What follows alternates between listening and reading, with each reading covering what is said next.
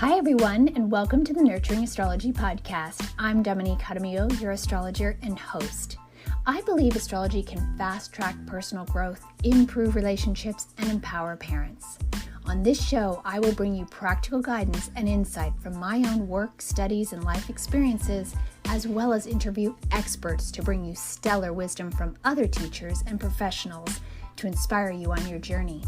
I'm so glad you're here and thanks for tuning in. So sit back, enjoy the show, and be sure to follow, like, and subscribe to catch every new episode as soon as it drops.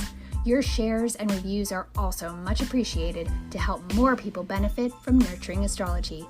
Okay, let's dive into today's show. Hi, everyone, and welcome back to the Nurturing Astrology podcast. I'm Dominique Jaramillo, your astrologer and host. Today, I'm back with Cornelia Hansen, my friend and mentor and conscious parenting with astrology co-teacher. And we're here for another circle time chat. Hi, Cornelia. How are you? Hi. Ready? You ready? All right. Well, we want to come back today and talk to you about the outer planets, the transpersonal planets, as they call them. And we're going to be talking about them from, general perspective. And also, of course, we're going to throw in these nuggets about parenting, these placements for our children, because they are worth looking at in certain circumstances and in certain ways, right? So we'll go through each one a little bit. We'll introduce them and give you some good, hopefully, tips and strategies about how to nurture the nature of the outer planets in your child's chart and for yourself, as we go through these outer planet transits in particular. So Cornelia, you want to introduce sort of the outer planets, the transpersonal planets, what they are, and their most important influence on us. I know that for me, I had this idea the other day of like helping humanity one child at a time, like because they're outer planets and they're about the generational Yes, influence. that's right. So yeah, share with us about the outer planets. Well, these transcendental planets, sometimes they're called transcendental because they're outside of the influence of the inner planets, and they affect whole generations because they move very slowly. They're very distant. They're mysterious. Yeah. They're a reminder of the vastness of the universe and the fact that we're all interconnected. In fact, I was just reading some scientist said that the universe is a giant brain. And so if you think of that, if that's a giant brain, then our brains all must be connected to it. It's kind of like over soul or over mind. Yeah. But they can help us also understand the growth of humanity because there's low cycles. They take a long time, like Pluto is 250 years.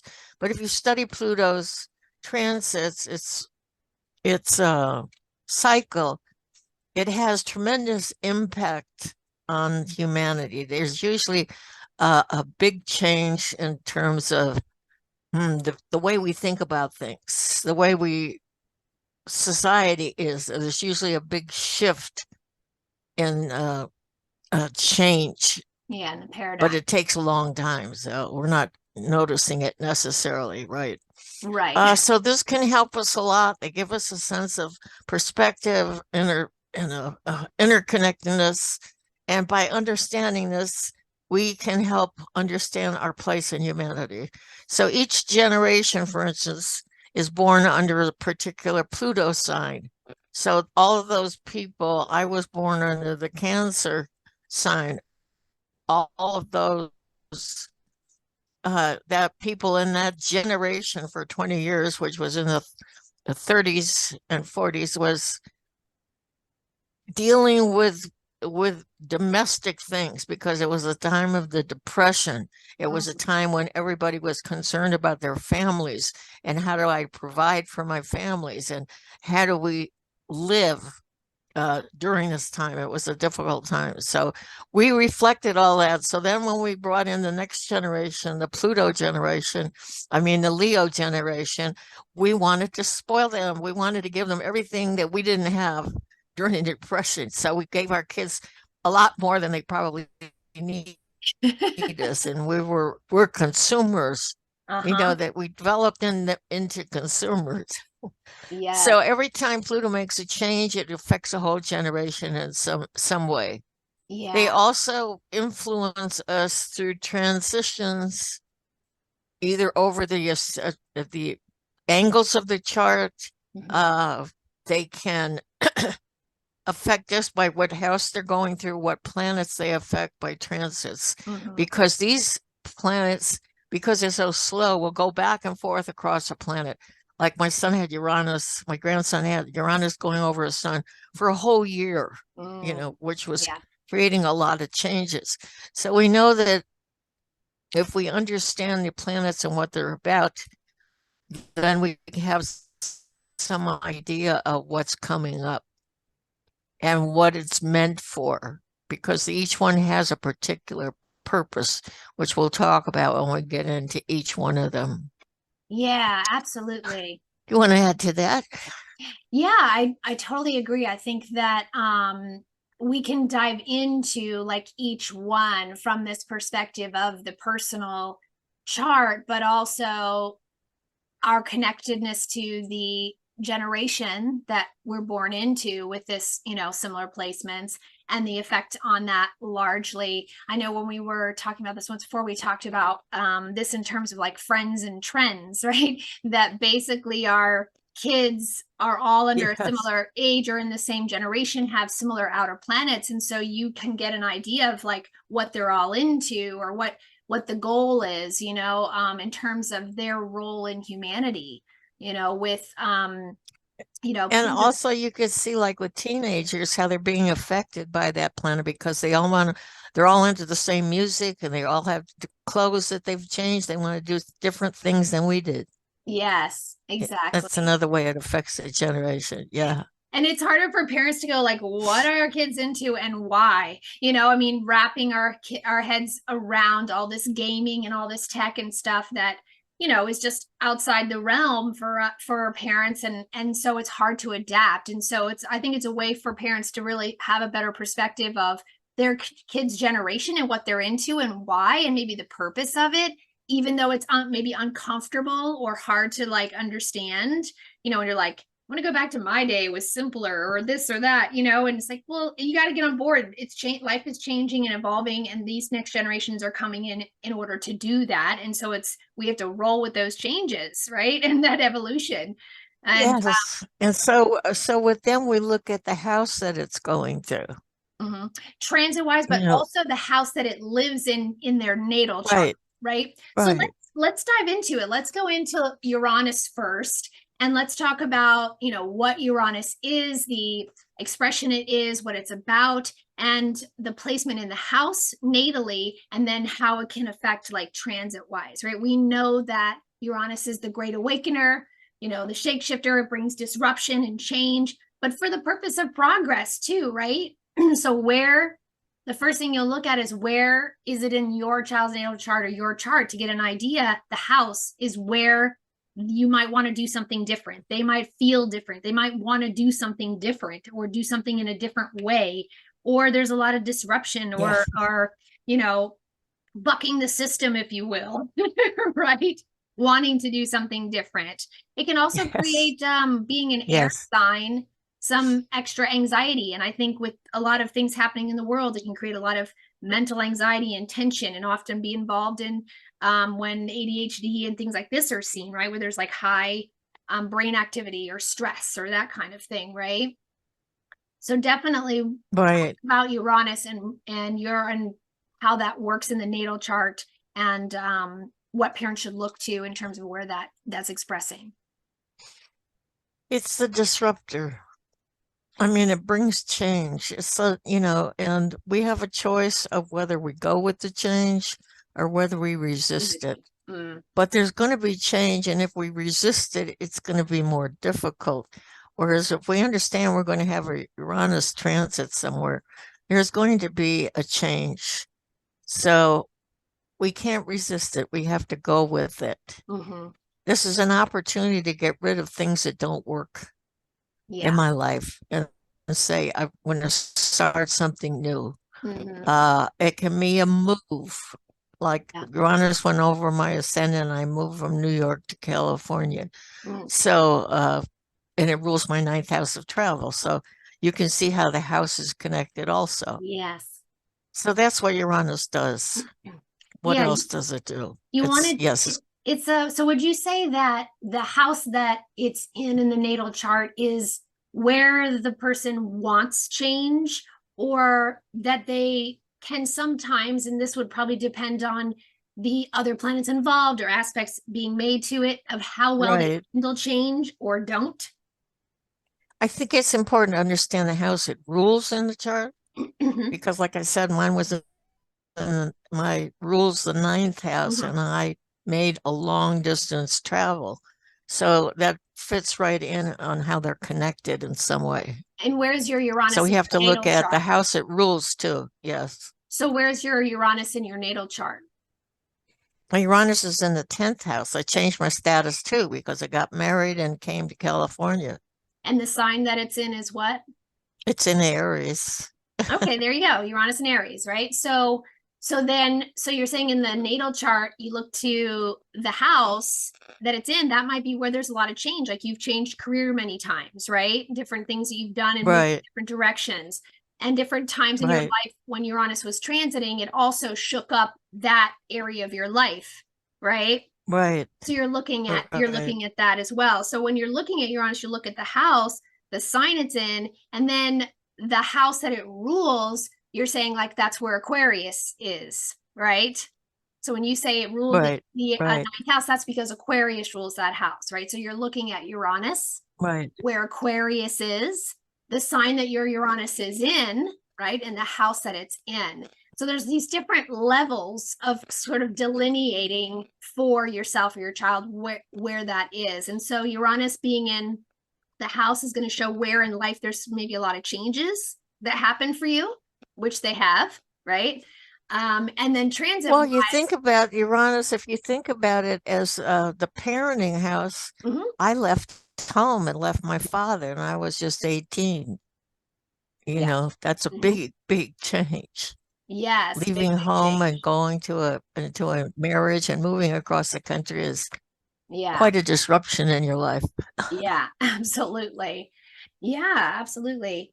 So I think that that's the thing with also with Uranus, it's like thinking outside the box, being more innovative and, Yes, you know, wanting change and being sort of uh looking especially towards in the future, Aries. especially in Aries. Yeah. Yeah, There's especially looking in towards Aries. the future and wanting, you know, to do things different, wanting to be, you know, your own personal authority and forge your own unique path in the world, you know, and not be stuck in any sort of like traditional Yes, paradigm. You know, you wanted to do something different, you know. yes, yes. That's sort of like a nutshell of Uranus in terms of, you know, the shapeshifter, where things are maybe done a little different, or you seek to do things different in your life, or you can see that, you know, in your child where they might have sort of a different view or a different perspective or a different drive. And then looking to where Right, Uranus is transiting. And if it happens to transit over, you know, a natal planet, it's going to have some and create some disruption or change that the child is either going to, you know, resist, you know, or go with, or, you know, this is where the rebellion, the teen rebellion comes in, right? So that's definitely something to look to. It's like if you've got a child that all of a sudden is like really acting out of the usual, like things are really changing in your life and the child is acting differently, chances are there could be a Uranus, you know, transit happening or something in your life that's disrupting the status quo. And that can be right, seen in what Uranus might be doing in the chart, right? So right. it's definitely something to look to transit wise. And if Uranus hits a personal planet, you know, if you've got a child that has Sun Uranus conjunction, right off the bat, you know, you're going to get that Uranus going over You the know, there's Sun. going to be ego. There's going to be ego changes. Yeah, Definitely. absolutely. So that's really important to look at in terms of where it's at, the aspects it's making natally, but then also the transits of Uranus through the chart and any aspects to personal Right. Because we know that before that, Saturn sets the structure and the status quo. Yeah. And that's okay. We have that for a while, but Uranus says you can't stay in the same place forever. You have to change in different ways. And that's the whole universe. It's constantly changing and revolving. And everything is moving towards its place is supposed to go, I guess. It has to do with our life journey. Yeah, absolutely. And I think that, Uranus is, I had this awakening moment, very Uranian, when we were chatting about Uranus and we were doing our teaching about it. And it was this thing about Aquarius being the ruler and it being a fixed sign. And then the opposite being Leo, which is a fixed sign. And then you have the fall and the exaltation of Taurus and Scorpio, which are fixed signs. And so why does Uranus rule and associated with the axis that's fixed, right? This cross that's fixed, because sometimes that's what it takes to change, is to be like knocked off our center, or really like right. If we can't do it naturally, there's something dramatic has to happen, or sudden or shocking, that forces an awakening to change. And I think that's that's why Uranus, that's its job, right? That's its job for us in life and in humanity, and that's its job. And so we're seeing that now with Pluto moving into Aquarius. It's like, okay, we got to really shake up the establishment and shake up the way things are done for the sake of the future. And that's not easy to do. And so Uranus moving through Taurus all these last years and really shaking up the foundation. Well, that's interesting when you think about Uranus going through Taurus, because that Taurus is the second house of money. And that's when we saw the birth of all these things like Bitcoins, different currencies. Yep. And that's a fixed house. So it's like, it's changing. It's got to take these huge, crazy, like a lot of innovation, creativity, and, opening the realms of possibility and shaking up what, the tried and true, what you thought was working, and then realizing, hey, this might be a bridge too far right now. Like maybe we need to reel it back and go back into something that's trustworthy and that we can depend on. So, but we've got to rock the boat and kind of try some things to see. Right. And that's part of it. And it's not always comfortable. We just are faced with change and we just resist it. That's what's happening now. Yes, absolutely. Politically, I mean, in the world, we have change and a lot of people are resisting it. Yeah. And that could be where another perspective of where Uranus is how are they resisting change in this area? Is there a resistance to it? Or is change come easy? I mean, this could be a good question a parent can ask, is like, how does my child navigate change? Are they excited about it? Do they like it? Or is it, they resist it because they really prefer things to be a certain way? Maybe your earth sign children are definitely like not easily changeable. Your fixed sign people, right? And children, like not as easily changeable. So those fire and airs might have a little bit more momentum or exploration or, energy to want to try different things and to, move through change. So those are some things to keep in mind. All right. So let's Do you want to move us into Neptune? Yeah, let's move into Neptune. Talk about Neptune.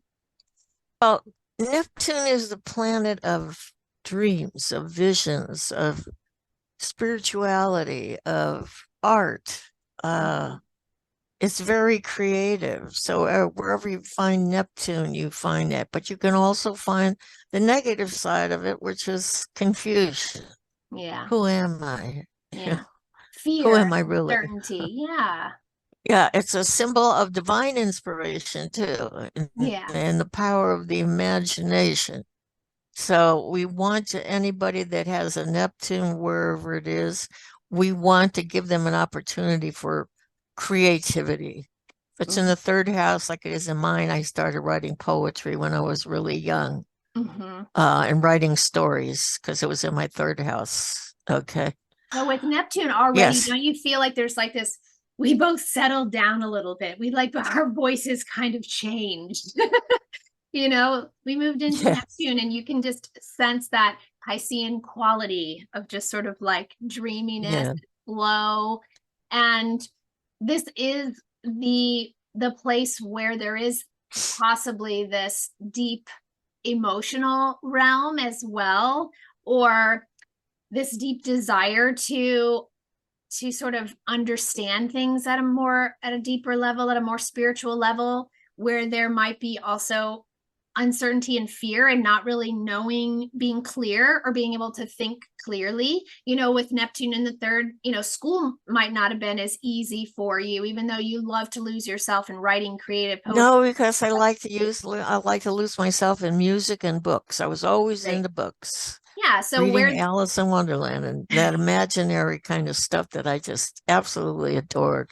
Oh, nice. Right. So like, what does your child like to get lost in? What do you like to get lost Yeah. in? That's really like, fun.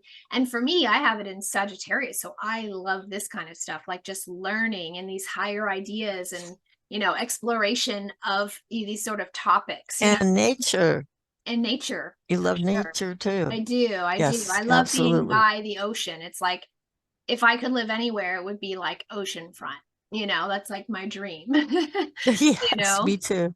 Yeah. So you'll definitely, with Neptune, you'll want to look to the house, obviously, the aspects it's making, but also where is Pisces in the chart? And that's where this Neptunian energy can be also expressed. And perhaps if there's any whatever sign it's in, you could look to that planet as well. If I have Sagittarius, I'm going to look to where Jupiter is, right? It happens to be in Sagittarius. So that adds to my just love of learning. I'm a perpetual student, like a lifelong student. I just love to learn and lose myself in whatever I want to learn, right? I think it has to do with, you have to think Neptune also is escapism. Right. What do I want to escape into? Because it soothes. Yeah, what do I want to, I was always into my books and music more so than I was my homework. That was just, it was more fascinating for me.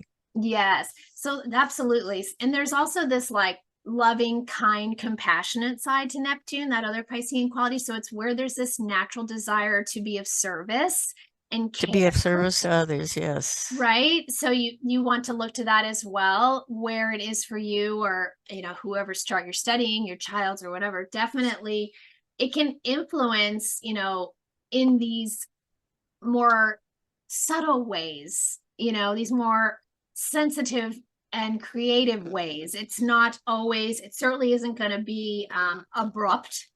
It's going to be slow. It's going to be subtle. It's going to be maybe a little emotional, those kinds of struggles, and also confusion, like just sort of an uncertainty about where you should go, how you should do something, so having more compassion for whatever that is for, someone you're in a relationship with, or your child, is like, where do they struggle? Neptune is likely involved, if they're feeling uncertain about themselves in some way or about something that's happening. And the same thing with Neptune transits. It can create a lot of fog around an area for a long time.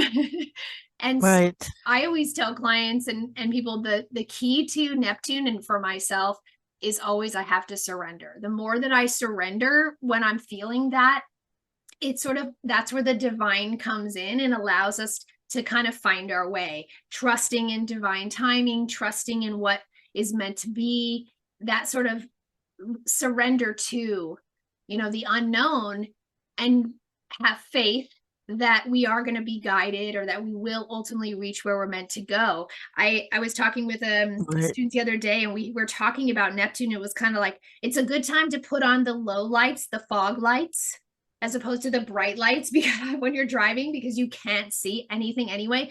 So it's like, just put the low lights on and just keep going slowly, compassionately, in little steps if you can, and have that trust to see right in front of you and keep going, and keep the faith kind of thing.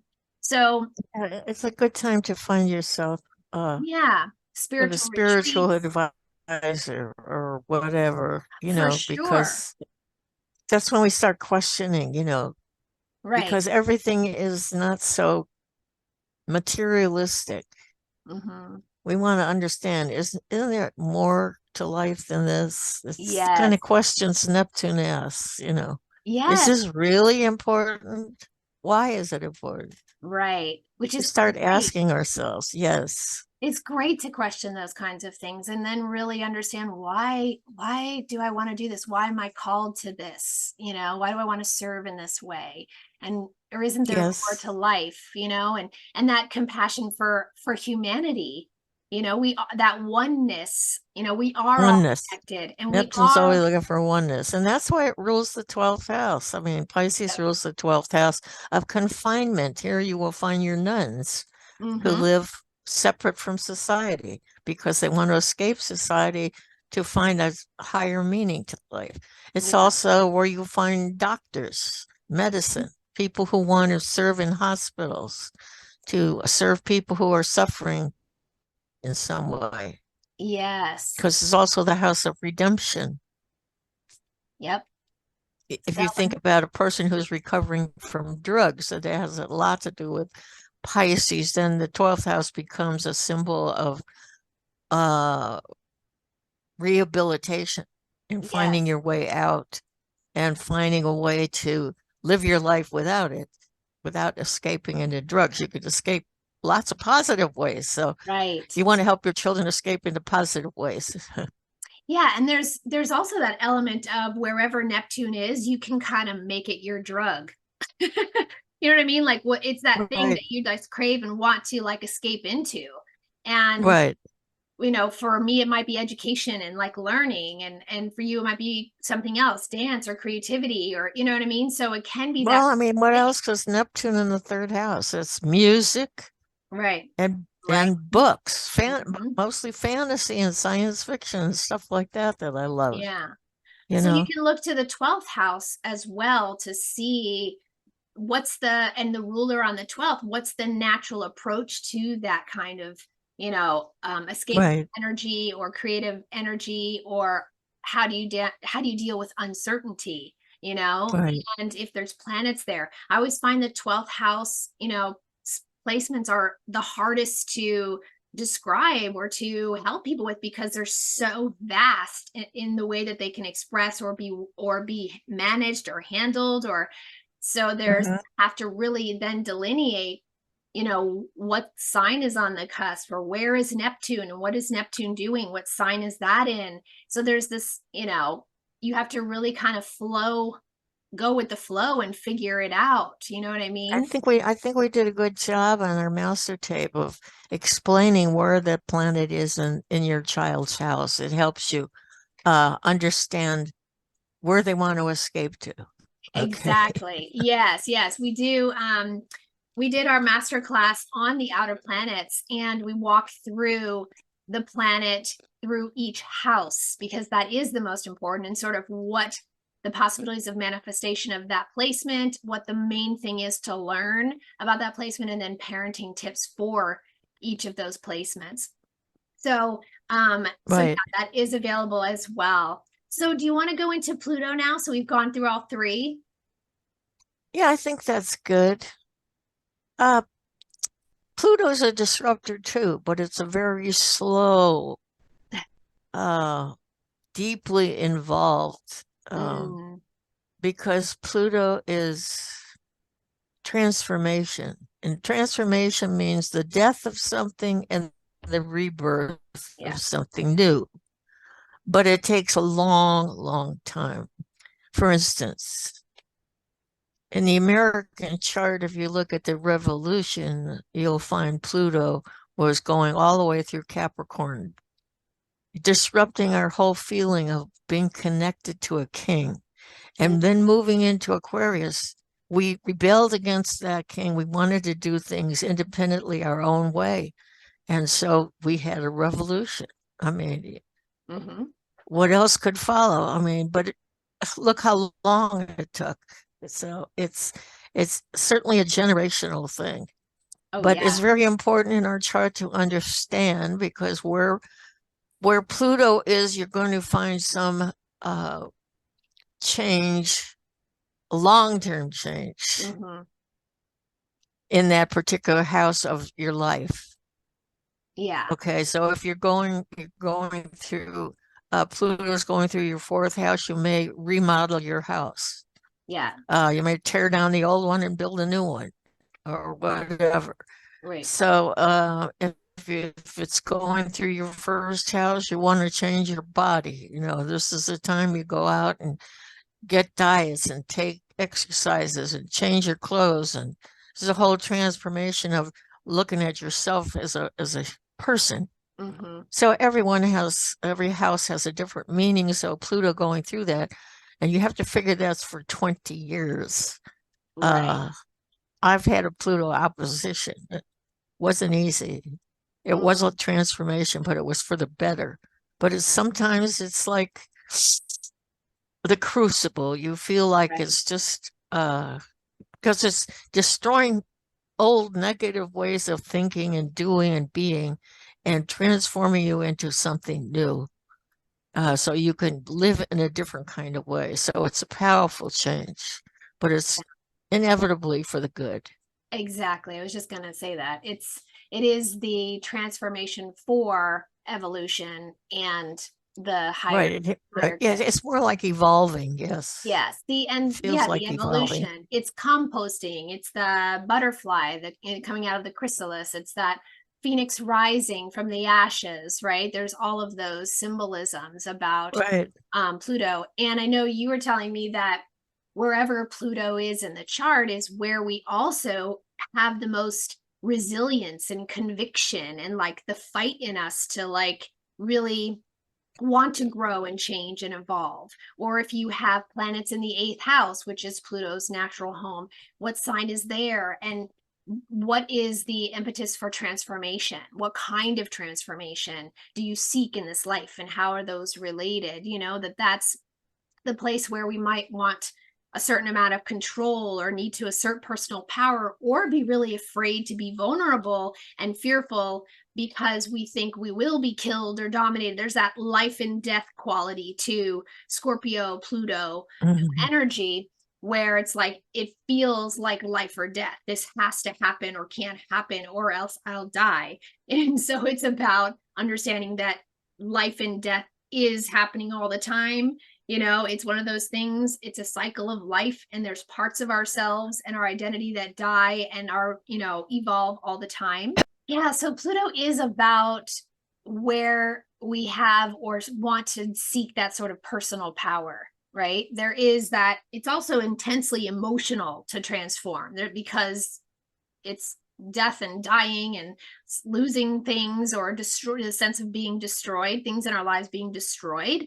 It's hard. It's part of change and the fear of change and the letting go process so that there's space and Right. ability for something else to grow or something new to be born, which can be very Yes. tough, right? You're right. In any personal planets that's, let's say, opposite Pluto is where you get control issues, who Mm-hmm. you're going to get control issues with. Like if you've got it in the seventh house, uh, there'll probably be control issues in a marriage. Yeah. So one needs to know and understand that and how to work around it because we always think of oppositions as a chance to balance things out. So Right. when you got Pluto in the seventh, you may marry somebody that has who is controlling. Right. Uh, and if you're kind of like a dormite person, that's probably where you learn because wherever Pluto is, you're going to learn something. Right. Even if it's the Okay, hard way, right? you'll do it the hard way, yes. And wherever there's Pluto, there's intensity. Mm-hmm. And drama. Intensity, There's yes. intensity and dramatics, and it's because there is that. It's so vastly important, and so it feels so significant that it comes. It's expressed as very intense and passionate, right? You've got the co-rulers of Scorpio are Pluto and Mars, so there is that Martian element of passion, and it just means Exactly. so much. So it's expressed very intensely and dramatically, but it has also that deep ability to probe into the mysteries and the unknown. And eighth house, you were saying, is like really great for research and Yes. uncovering things and investigative work. This is where we really want to get to the root of something, investigate the cause or the source of an issue or a problem or a wound. That's why therapy and all of that is ruled by the eighth house. It's where we really want to go deep to understand and get the richness and wisdom of that so we can grow and transform. I have my son in the eighth house. It's why I live. Right. I just love that about it. Oh, and also if you have Pluto in the first house, you can be a healer. Right. You could be a healer. Like I have Pluto in the first house because my son's so therapy. I started studying psychology when I was 14, I think. I Yeah. started reading all the psychology books. I was so into wanting to understand people because I Yeah. have Neptune in the third. I didn't always understand people. Right. Yeah, there's that confusion again. So yeah, the thing is, I mean, we're literally just scratching the surface today of the outer planets because they are Yes. so vast and they are generational. And you can look at them from an individual perspective and dissect them and sort of dive into their meaning in the chart, as well as look at how the transiting outer planets really do affect the change in our lives. And then, generationally, how we're all a part of a certain generation of an outer planet expression to help progress and move humanity forward. So I think that there's just multi levels of discovery and exploration we can go into with the outer planets. We're just like giving a little like snippet, Yeah. and If you want to know about Pluto going into Aquarius, it's in Aquarius right now, but it's just a taste of it because it goes back into Capricorn to finish up overcoming the government somehow or other. And then it's finally going to move into Aquarius in 24 when we get a new president. So we've got to know that there's got to be a whole change, a shift somehow or other in the government. So it's a good time to watch what happens when Pluto changes signs. Yeah, that's a good point too, is looking at, if you really want to get an idea of what the energy is like of where the outer planets are currently, is watch the news, look at what's happening in the world, pay attention to, the trends that are happening. There's ways of looking at what's happening on a collective when we're looking at the outer planets. So this is how vast it is. It's always working in some capacity in our unique human nature, and then it's also affecting us as humanity and our growth and evolution. And we came in at the time we were meant to, and we're having children, the children with the energies that they are supposed to have to keep moving the generations forward and evolution of humanity forward, and the rise of consciousness and all of this. So, we're on this larger journey. So I feel like looking at the outer planets is giving us a chance to look at the larger perspective of human evolution from this microcosm to the macrocosm, Right. Well, look when Uranus went over our ascendant is when we declared our independence in the American chart. And for 8 years, it went through the first house, and that's when we had the Constitution was written. It's when they put the new government in. There were so many changes going on. Also, we had the growth of the Industrial Revolution started in the 1830s. So we knew all of that new stuff was happening then. So who knows what is going to happen this time? Yeah. And aren't we having a Neptune opposition as well? Yes. Right. So the country.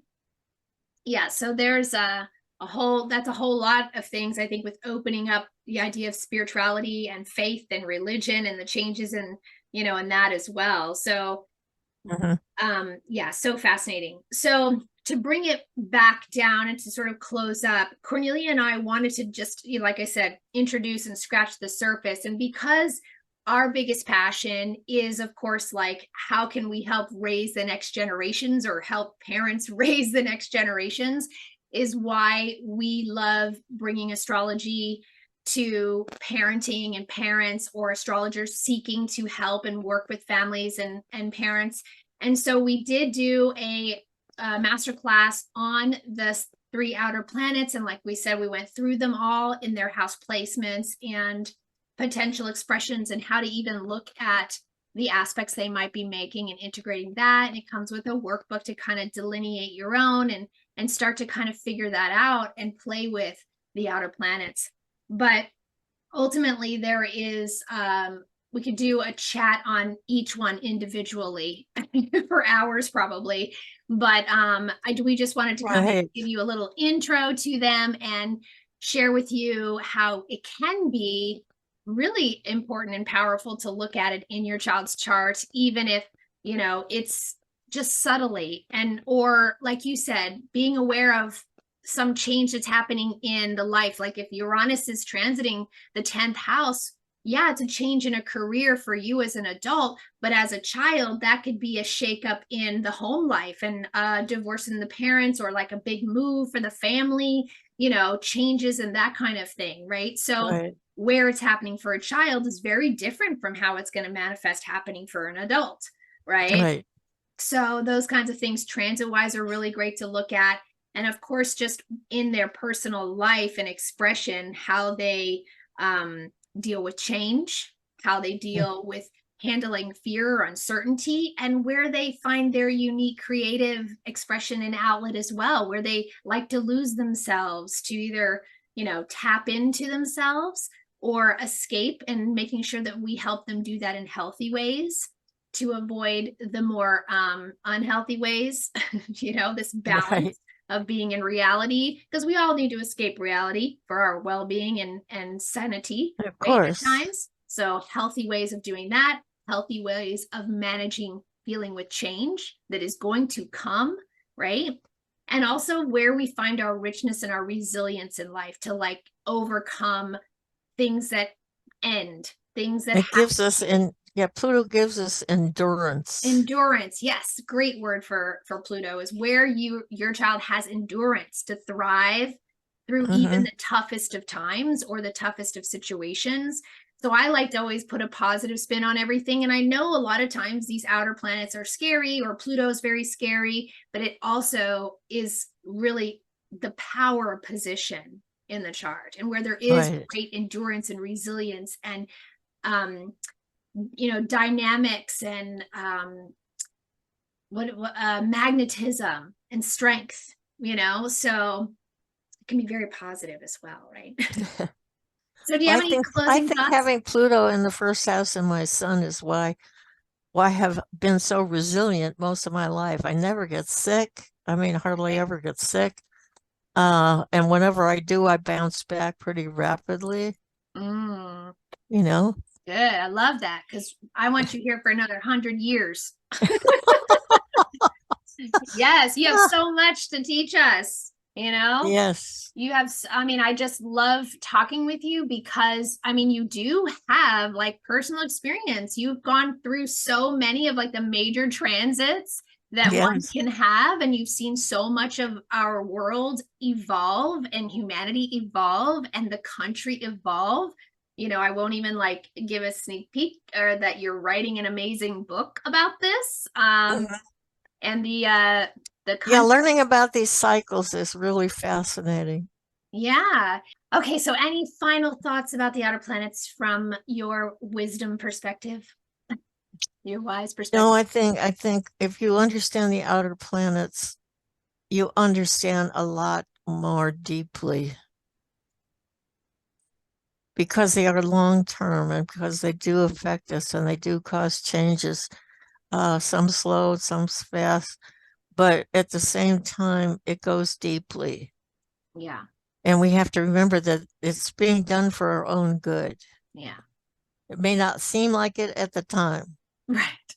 It may not seem like it at the time. Why am I going through this? But you see it on the other side, and you look back and you say to yourself, oh, that's why. Yeah. That's why I had to have this Pluto going over my Saturn opposing my Sun. Oh, I got rid of so much unconscious garbage that I was carrying around, you know, baggage that you carry from your childhood. And so rooting that stuff out is not always easy, but we know that when it gets to the other side, we'll have learned something very important.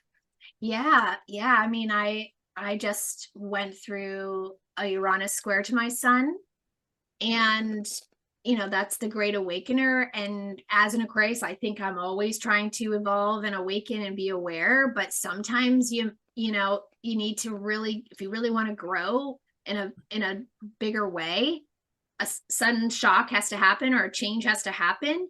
And for me, it was breaking my ankle this year, and like really being like debilitated in a way that made me really stop and think about the real balance in my life. And like it gave, sitting me down in that way, shutting me down in that way, allowed my family to grow in a way that I hoped and imagined it would naturally.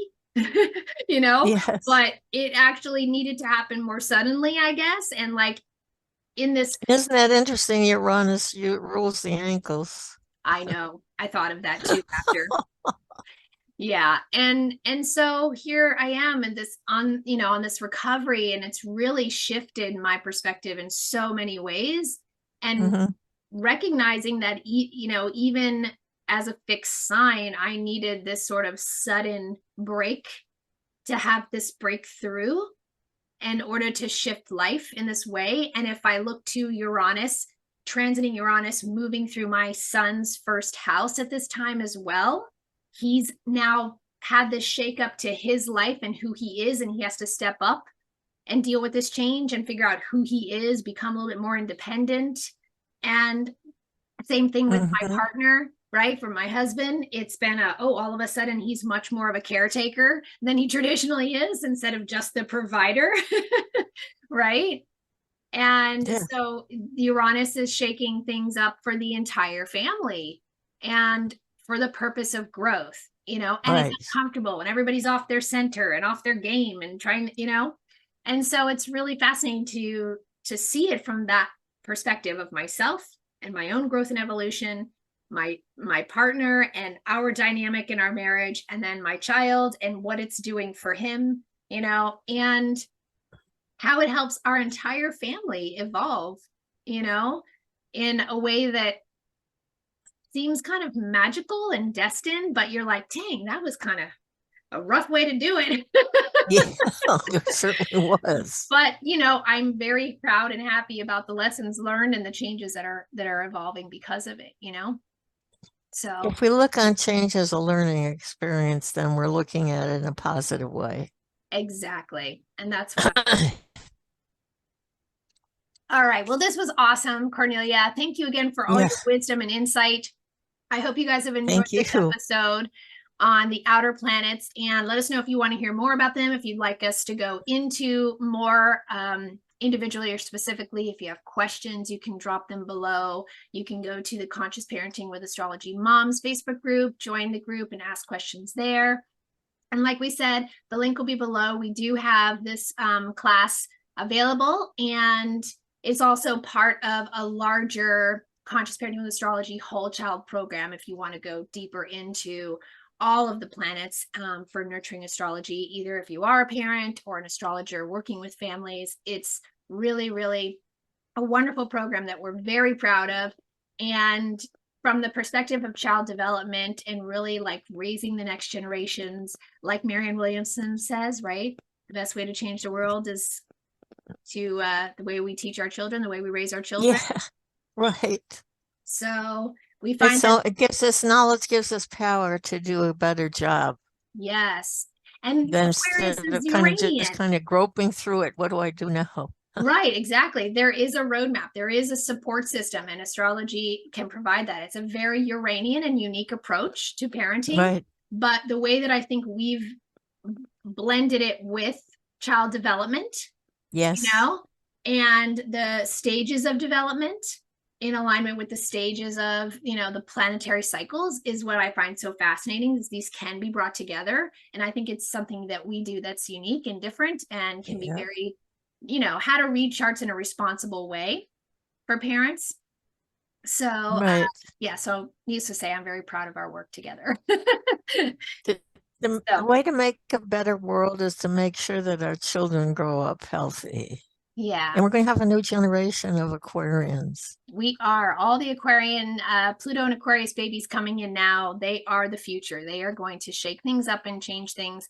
And, Right. you know, like Richard Tarnas was saying in his Changing of the Gods series, it's like it's always the younger generations that come up and end up making the bigger changes in the world, right? Mm-hmm. All right, everyone. Well, thank you again for listening, and we'll see you on the next one. We'll be back. Thanks, Bye. everyone. Bye.